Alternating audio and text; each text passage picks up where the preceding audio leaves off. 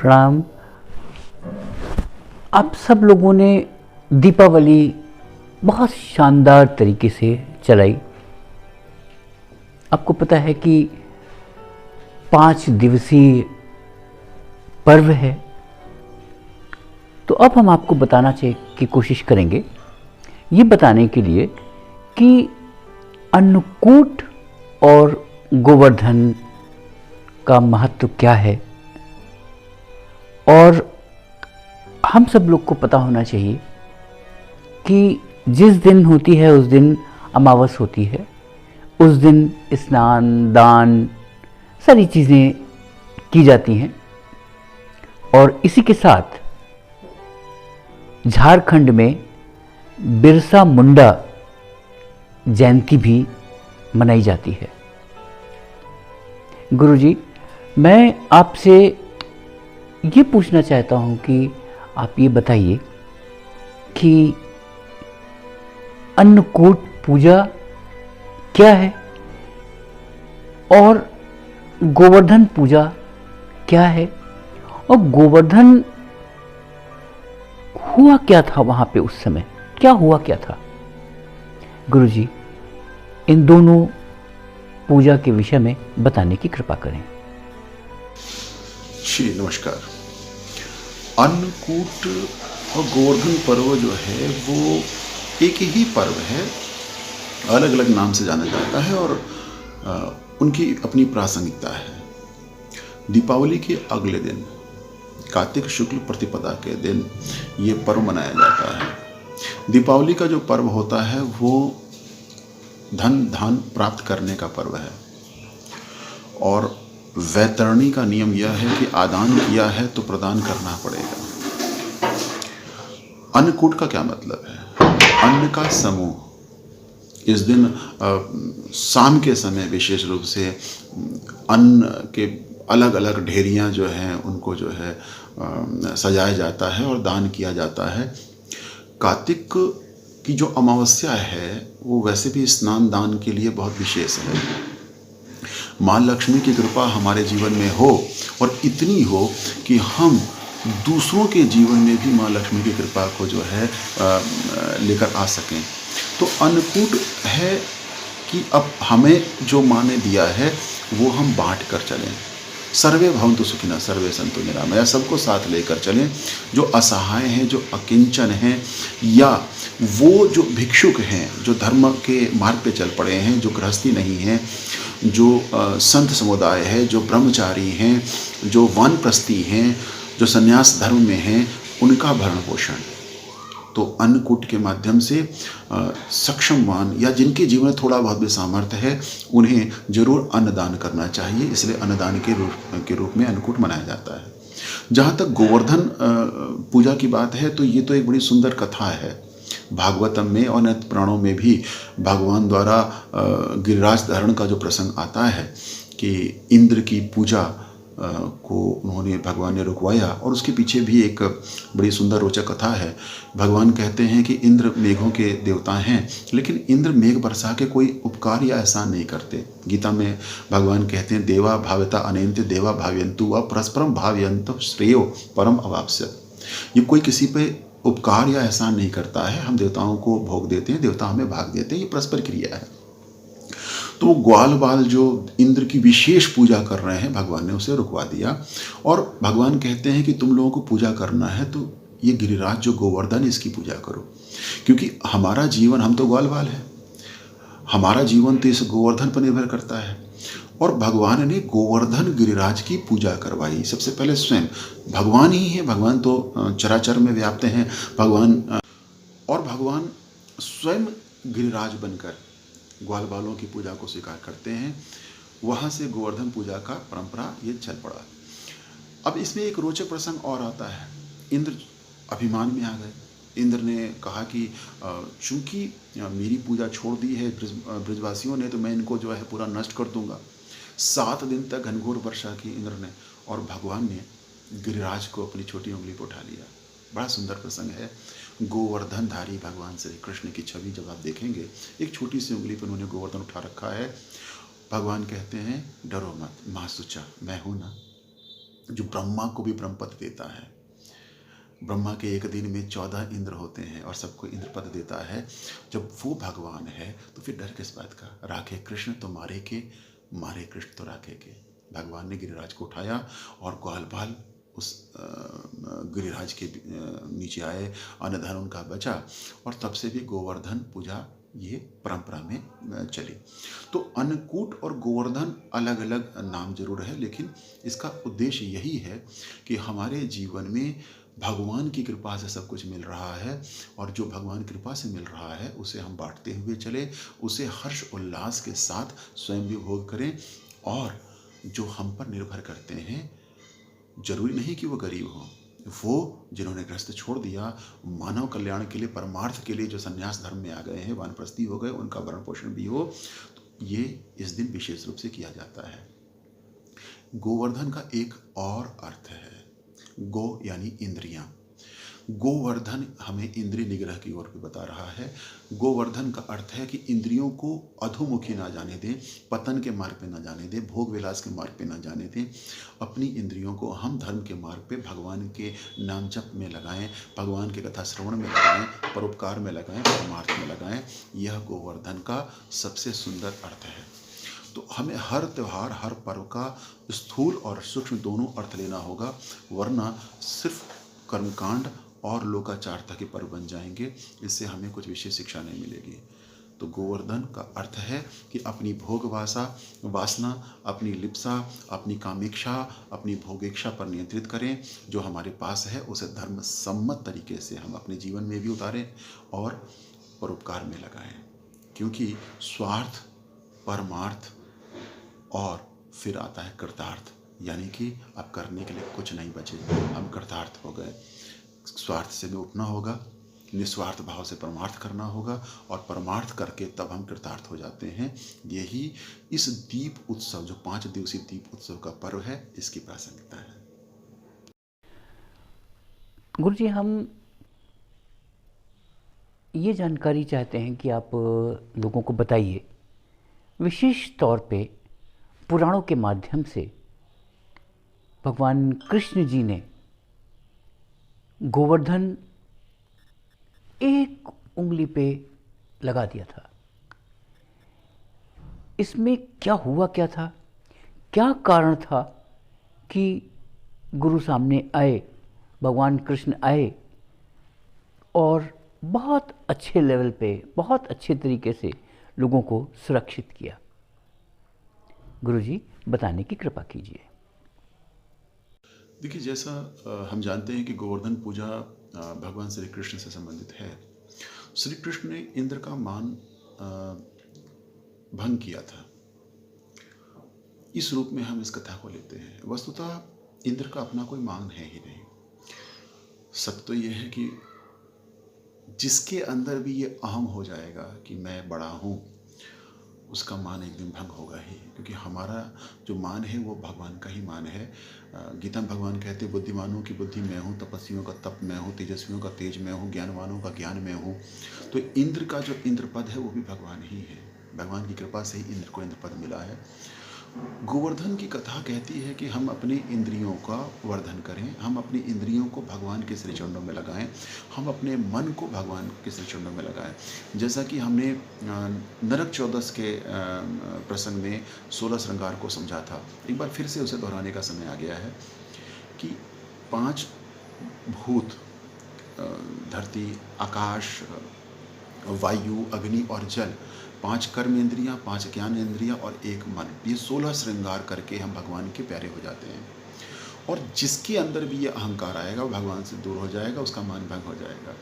भगवान ने गोवर्धन धारण किया भोले भाले ग्वाल बालों को, जो कि अज्ञान में हैं, जो इंद्र को या और लोकपाल दिक्पाल को श्रेष्ठ मानते हैं। और आज भी ऐसे बहुत से लोग हैं जो कि अपने क्षेत्र के या अपने वास्तु के तमाम देवताओं को सर्वोपरि मानते हैं और परम परमात्मा की अवहेलना करते हैं।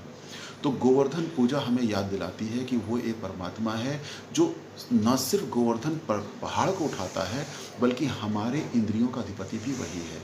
इस जगत का आधार वही है। गोवर्धन पूजा के माध्यम से हम भगवान श्री कृष्ण की इस लीला को बार बार सुमिरन करें, इस लीला को बार बार हम धारण करें। और अगर हमने कभी गोवर्धन गिरिराज धारण की तस्वीर देखी है या हमारे घर परिवार में है तो उसे ध्यान से देखिए।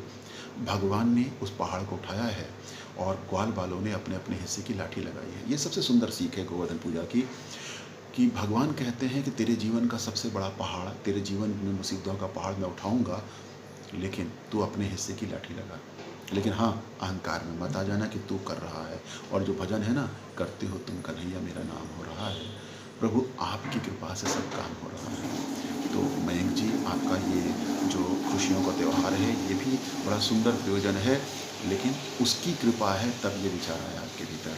और जो लोग ये सुन रहे हैं, इस बात को सदैव धारण करें कि हम जो कुछ भी करते हैं, सुनते हैं, देखते हैं, बोलते हैं, वही कराता है और यही गोवर्धन है।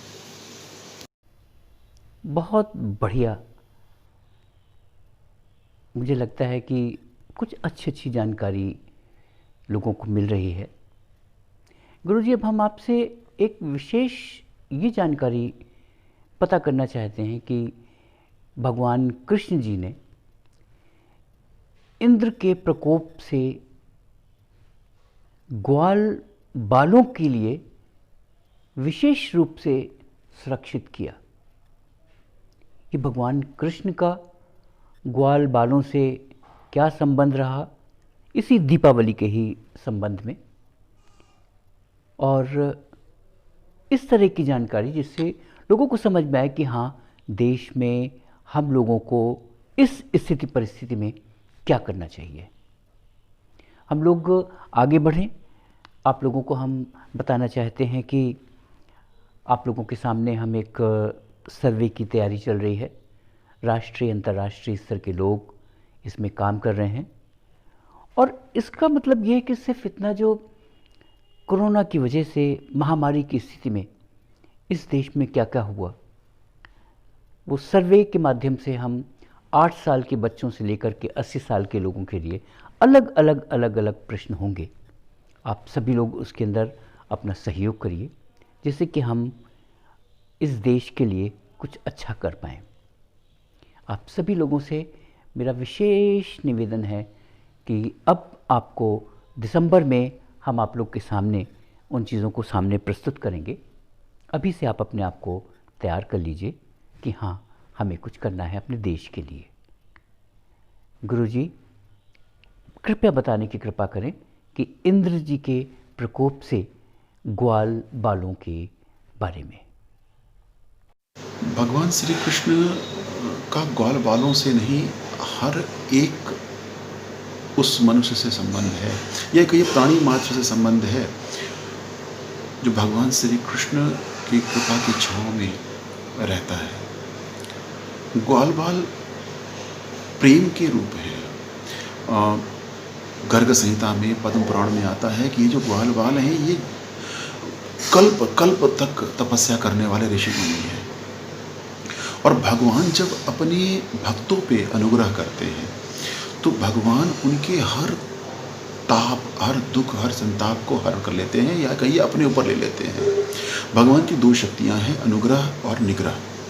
तो भगवान जब दुष्टों का दमन करते हैं वो निग्रह शक्ति से करते हैं, और जब भक्तों के ऊपर कृपा करते हैं तो वो अनुग्रह करते हैं। चूँकि ग्वाल बाल पशुपालक हैं और अपनी गौओं को बस गोचारण में के माध्यम से करके और पशुपालन करके दूध दही माखन से अपनी जीविका चलाते हैं, तो उन भोले भाले ग्वाल बालों को न तो वेद शास्त्रों का ज्ञान है, न उन्हें पुराणों का ज्ञान है, बस कुछ जो ब्राह्मण पुरोहितों ने बताया उसके अनुसार चलते हैं। तो उनके हिसाब से या उनकी दृष्टि में इंद्र जो हैं वो देवेंद्र हैं, देवताओं के राजा हैं, स्वर्ग के अधिपति हैं, और वो वर्षा बरसाते हैं, मेघ बरसाते हैं। आज भी अगर हम देखें तो हमारी जो ज़्यादातर पूजा होती है वो काम इच्छा से है, काम वासना से है, कि धन चाहिए तो वसुदेव की पूजा करो, ज्ञान चाहिए शिव की पूजा करो, पति पत्नी का संबंध नहीं सुधरता पार्वती की पूजा करो। ऐसे तमाम प्रश्न आते रहते हैं कि कोई विशेष सांसारिक इच्छा को लेकर भागवत के दूसरे स्कंद के तीसरे अध्याय में सुखदेव जी ने भिन्न भिन्न देवताओं का वर्गीकरण किया है, किससे क्या मिलेगा। तो इंद्र मेघ बरसाते हैं, ये परंपरा, ये प्रथा चली आ रही थी। तो ग्वाल बाल वही कर रहे हैं और भगवान ने कहा कि जो तुम करते आए हो वही करोगे तो वही मिलेगा जो मिलता आया है। इंद्र मेघ बरसाते हैं, कोई एहसान नहीं करते हैं। आप किसी बैंक में लोन अप्लाई करो तो बैंक मैनेजर अपने घर से नहीं देगा। भगवान कहते हैं इंद्र को भी इंद्रपद मैं दे देता हूँ। और ये जो महत्वपूर्ण ज्ञान है कि आप उसको भजो जो परब्रह्म है। पितामह जब तो माता धाता पितामह। और ग्वाल बालों के साथ जो संबंध है वो प्रेम का नाता है।